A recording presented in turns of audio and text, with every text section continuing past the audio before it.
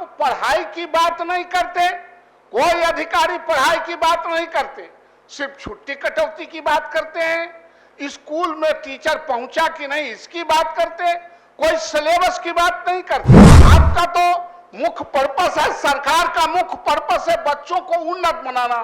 गांव गरीब किसान मजदूर जो डाउन ट्रोडन के बच्चे हैं, कोई अच्छे लोगों के बड़े लोगों के बच्चे तो आपके यहां पढ़ते नहीं। शिक्षा को चलाना है तो स्थानांतरण हर हाल में ऐच्छिक और स्वैच्छिक करें। महिलाओं को हेडक्वार्टर और कम्युनिकेशन के जगह पर करें। जब कोई आदमी 20 वर्ष तक 15 वर्ष तक 16 वर्ष तक एक स्कूल में काम कर रहा है, वहां के परिस्थितियों से वो अवगत है, वहां के बच्चों से अवगत है, वहां के बच्चों के अभिभावकों से अवगत है। शिक्षकों के सक्षमता परीक्षा उत्तीर्णता के आधार पर विशिष्ट शिक्षक के रूप में स्वैच्छिक ऐच्छिक स्थानांतरण का लाभ देते हुए विभागीय नियमावली 2020 की कंडिका 14 का अनुपालन सुनिश्चित करें।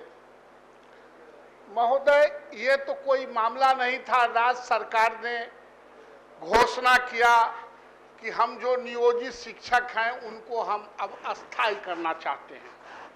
आप बिहार पब्लिक सर्विस कमीशन जो आपने मापदंड तय किया, उस मापदंड पर शिक्षकों ने आपके आदेश पर परीक्षा दिया। आपने यह नहीं कहा था कि आपको हम पटना से उठा के कटिहार कर देंगे, आपका कहीं से यह घोषणा नहीं था।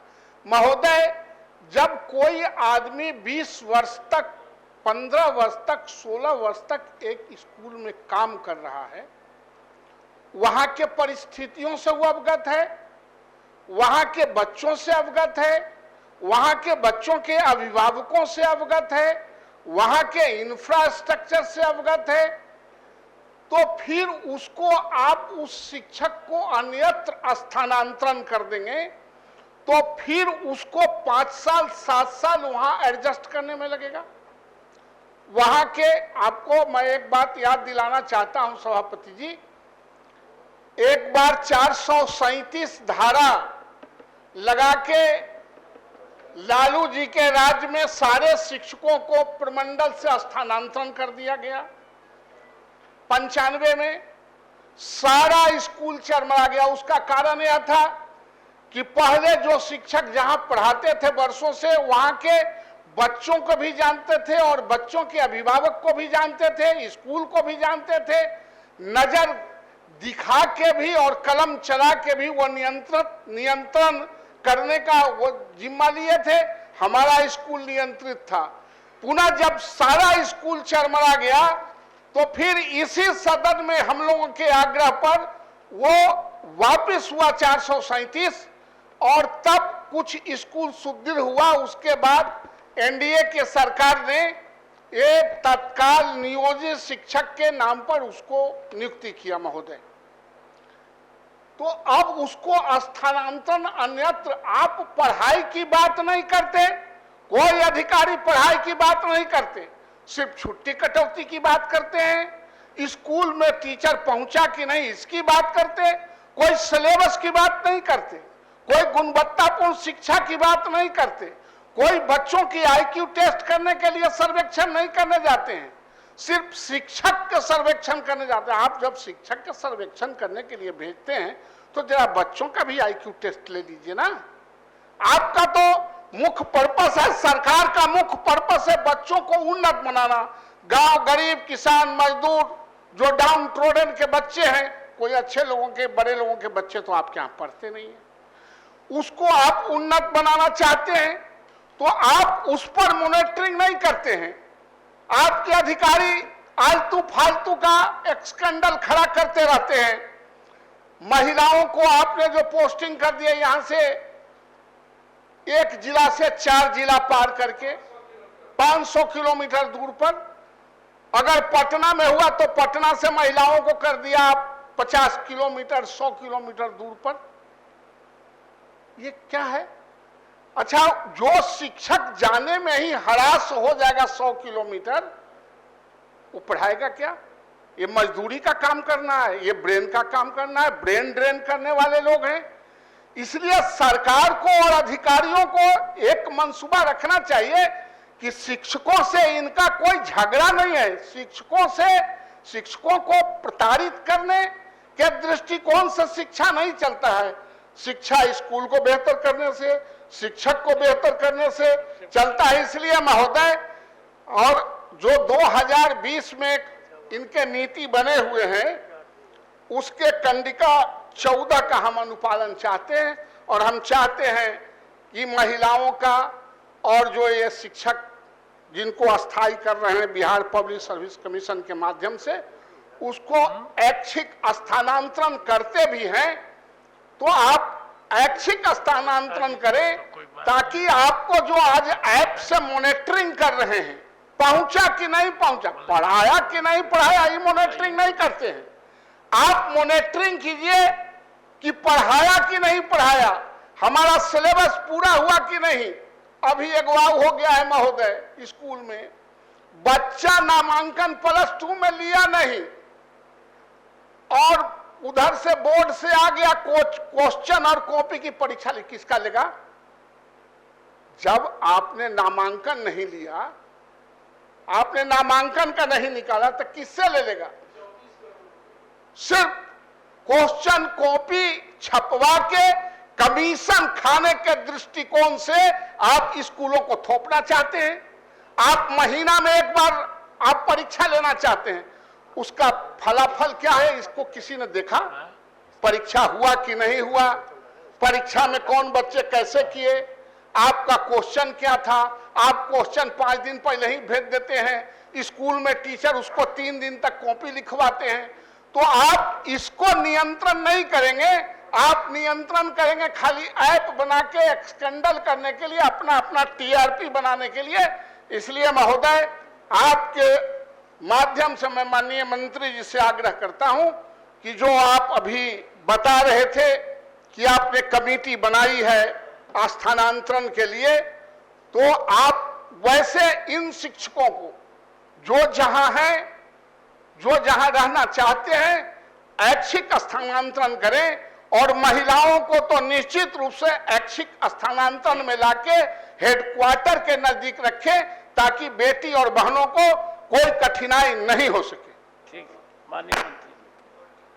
माननीय सभापति महोदय, अभी हमने जो बात पहले भी बताई कि जो नियमावली 2023 बनी है और उसमें हमने एक जो कमेटी बनाई है, माननीय सदस्य की चिंता है कि उसमें महिलाओं को, दिव्यांगों को या हस्बैंड वाइफ की टीम हो और उनको नज़दीक से नज़दीक पोस्टिंग दी जाए, सबका ख्याल रखेंगे। लेकिन ये मानना सदस्य का कहना कि सरकार की चिंता नहीं है शिक्षा के बारे में, तो आप जब से माननीय मुख्यमंत्री जी ने जिम्मेवारी संभाली है, आप उस वक्त का और आज का फिगर देख लें कि जो स्कूल में कितने बच्चे जाते थे गरीब के या सभी वर्ग के, आज जो प्रोत्साहन राशि दी जाती है, जो मैट्रिकुलेशन का रिज़ल्ट होता है, जिसमें या इंटर का रिज़ल्ट होता है, उसमें 50% से ज़्यादा बच्चियां रहती हैं, बालिकाएं रहती हैं, और जो ड्रॉप आउट का जो रेट है उसमें भी बहुत कमी आई है। तो अनुश्रवण निश्चित रूप से हम लोग कर रहे हैं और सिर्फ टेक्नोलॉजी के ख्याल से नहीं। और जो आपने क्वालिटी की बात कही माननीय सदस्य ने, तो एक दक्षता क्लास हम इसीलिए ले रहे हैं कि इसका अनुश्रवण हो सके कि जो क्लास में जो बच्चे हैं जो और बच्चों के बराबरी नहीं कर पाते हैं, इसलिए दक्षता कक्षाएं उनकी ली जा रही हैं कि सभी बच्चे, क्योंकि वो बाहर कोचिंग अफोर्ड नहीं कर पाएंगे, जो बच्चे क्लास में अच्छा नहीं कर रहे हैं और बच्चों से पीछे हैं, तो दक्षता जो क्लासेस ले रहे हैं इसलिए कि वो भी अपने क्लास के बराबर आ सके। तो कुल मिलाकर शिक्षा में निश्चित रूप से बहुत गुणात्मक सुधार आए हैं।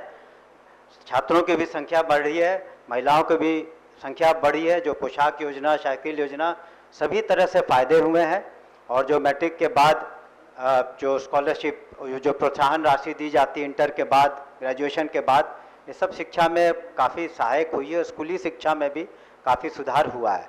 लेकिन माननीय सदस्य के जो वाजिब बातें हैं कि हम इनका ख्याल रखें अपने शिक्षकों का, तो मैं आपको अपने तरफ से आश्वस्त करना चाहता हूं कि आपने देखा होगा कि जो शिक्षकों के प्रति या यूनिवर्सिटीज़ के प्रति जो एक टग ऑफ वॉर था, जो रस्साकशी थी, उसमें तो निश्चित रूप से कमी आई है। आप इसको मानेंगे कि जो जिस तरह का टेम्परेचर था उसमें तो कमी निश्चित आई है।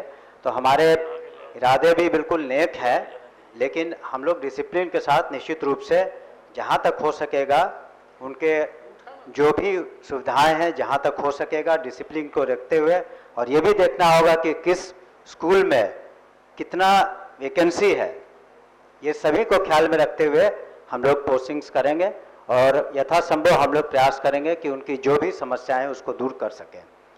हमें माननीय सदस्य से हम अनुरोध करेंगे कि अपना संकल्प वापस लें। अनुमति दिया जाएगा, बस 1 मिनट का समय।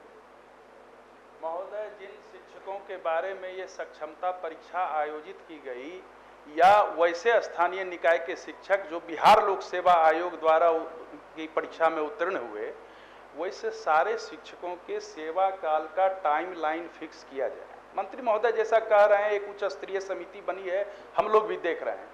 चूंकि माननीय सदस्य कह रहे थे 2 संकल्प आया था स्थानांतरण और पदस्थापन के बारे में, तो उसमें एक फिक्स कर दे जिनकी सेवा 10 वर्ष हो गई है, 15 वर्ष हो गई है, ऐच्छिक और स्वैच्छिक अगर हो जाएगा तो सारी बीमारी मिट जाएगी।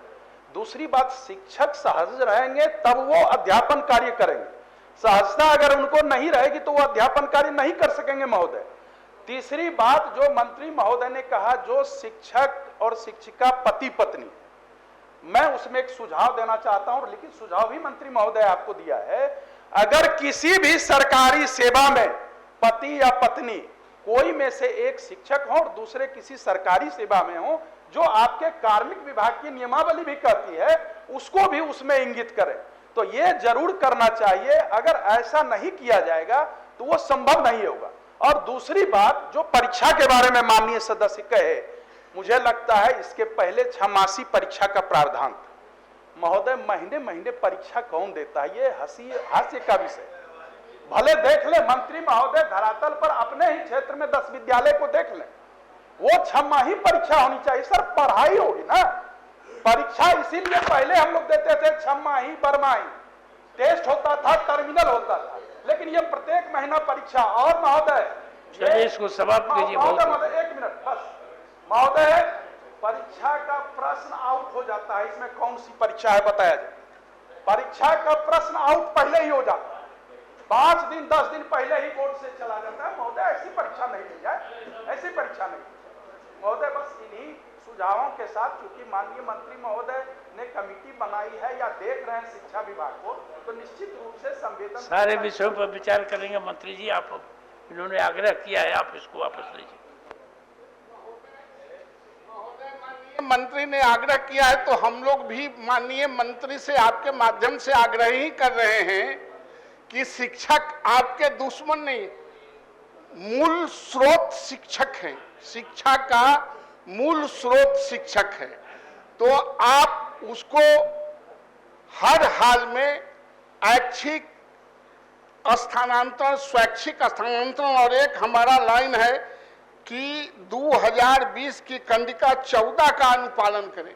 आप सारे चीजों को देख के, आपने कहा कि पहले से हमने राज्य सरकार को संतुलित किया है, अब उस तरह का एक स्कैंडल नहीं हो रहा है। निश्चित रूप से हो रहा है, हम लोग भी स्वीकार करते हैं। ठीक है, इसको आगे मत लेकिन बढ़ाइए। महोदय आगे नहीं बढ़ा रहे हैं, आपके माध्यम से आग्रह कर रहे हैं कि अगर बेहतर शिक्षा देना है, शिक्षा को चलाना है, तो स्थानांतरण हर हाल में ऐच्छिक और स्वैच्छिक करें।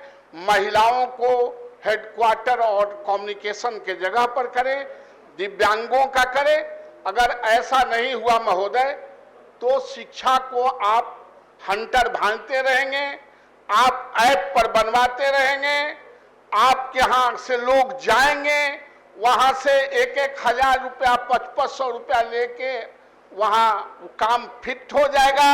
इसलिए हम चाहते हैं कि राज्य सरकार जो चाहती है बिहार की शिक्षा को उन्नत बनाना, वो बनाने का यह सबसे बड़ा जरिया है कि आप शिक्षक को प्रसन्न रखें। महोदय, यही माननीय मंत्री से हम जानना चाहते हैं। तो वापस ले रहे हैं ना? तो वापस तो लेवे करेंगे, कहाँ तो जाएंगे? ठीक, चलिए। लेकिन माननीय मंत्री से आश्वस्त तो कराइए महोदय। देखिए एक माननीय मंत्री जी, एक मेरा आग्रह है, यहाँ पर इस सदन में ना बैठे ना हम कर रहे हैं, ये सदन जो है ज़्यादा से ज़्यादा शिक्षा का प्रश्न यहाँ पर आता है, तो कभी भी एक अपने सुविधा अनुसार माननीय सदस्यों के साथ बैठ करके और किस समाधान की दिशा में कुछ राय बात लीजिएगा। सभी लोग बहुत ही ये लोग अनुभवी हैं और अनुभवी है तो इनके अनुभव का लाभ डिपार्टमेंट को भी मिले, और ये लोग जो सोचते हैं अपने लोगों को भी जाकर कहेंगे कि आपके लिए समाधान के लिए हम लोग ट्राई कर रहे हैं। तो यही मेरा आग्रह है। हाँ, जब भी सदन चलते समय तो नहीं हो सकता है।